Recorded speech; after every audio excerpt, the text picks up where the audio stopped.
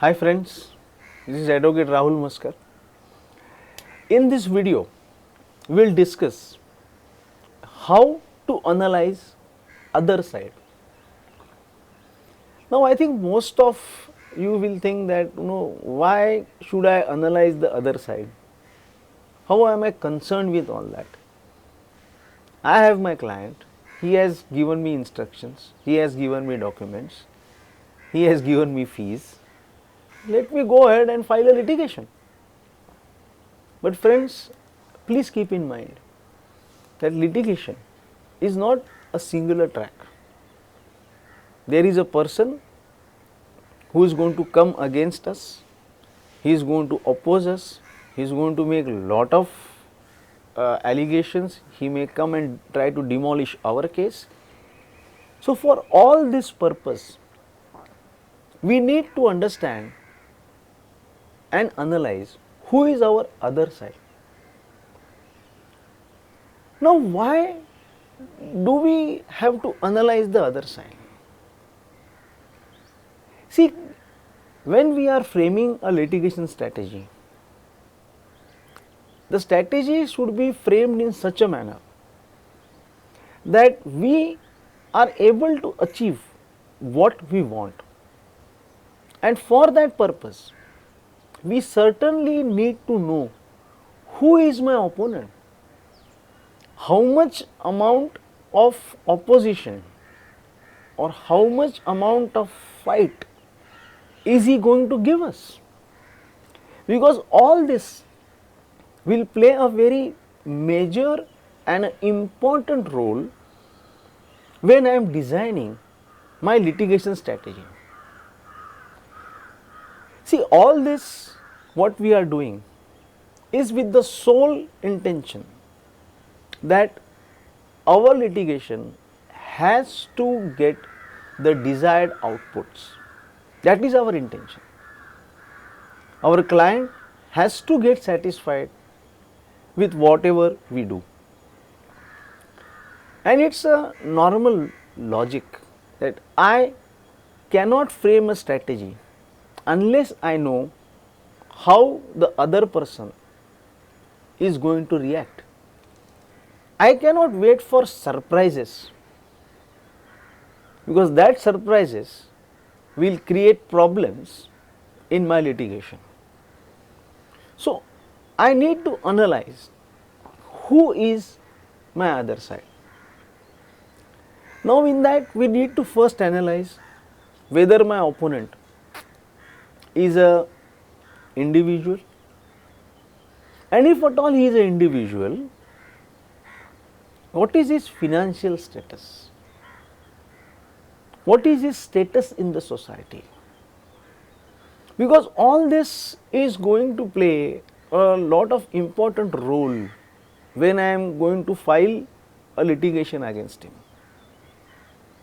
Just a small example, sometimes some people are so much cautious about their image in the society that if there is one litigation filed against them, they will immediately try to settle that particular litigation. So we need to know whether the person against whom I am filing a litigation, he is a person who is very much cautious about his image in society, or whether it is a code bird that there are already cases pending against him. All this will change my strategy of filing my litigations. If it is a partnership firm, the first important thing we need to analyze is that our client has done business with which partner, because in partnership at times everywhere it is not that all partners are having equal respect. No, there are chances that the respect between the partners may differ. So we need to understand that the partner with whom I have done my business, whether he enjoys any respect or whether he has any say in the functioning of partnership, or there is a partner who dominates the entire partnership firm.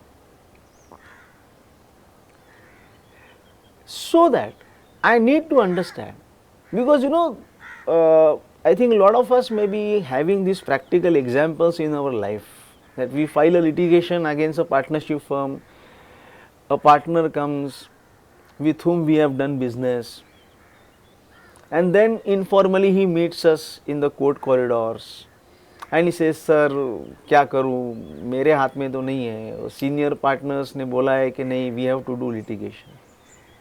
So this is what we may have to face. So first only we have to keep all this in our mind, that yes, the person with whom I have dealt is not having any much respect in partnership firm. He is not a decision maker. Based on that, we have to file a litigation strategy. Now going to the third category, if it is a private limited company. Now the moment we say private limited company or a limited company, it is very obvious that all these people will have a very good legal department.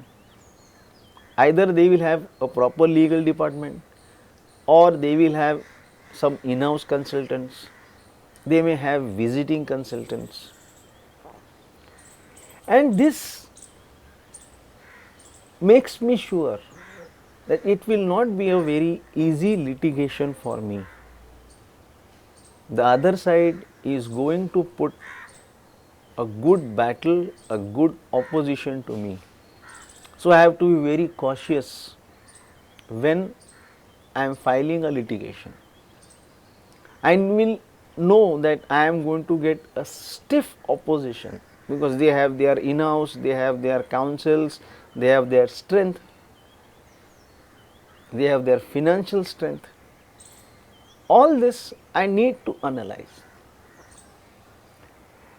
This analysis is very important, because based on this analysis, I will frame my entire litigation strategy as to how I will file a litigation. If I know the person is not very financially sound, my strategy will be different. If I know a person is very financially strong, my strategy will be different. If I know that a person has good amount of legal support, my strategy will be different. See, what is important for us to achieve our targets, and once I know all this, once I know how the other side is, what are the strengths, what are the weaknesses, then only I will be able to frame a proper strategy for my client. Friends, these are the informations which can be easily extracted from our client, because during the course of his business, our client will be visiting their offices. He must be seeing how the office functions, who dominates, who doesn't dominate, and all this information is absolutely important for us to design our litigation strategy. As I am being saying previously also, litigation is a project and we need to succeed in that project, and for that we need to have everything in place. So friend, these were some tips as regards how to analyze the other side.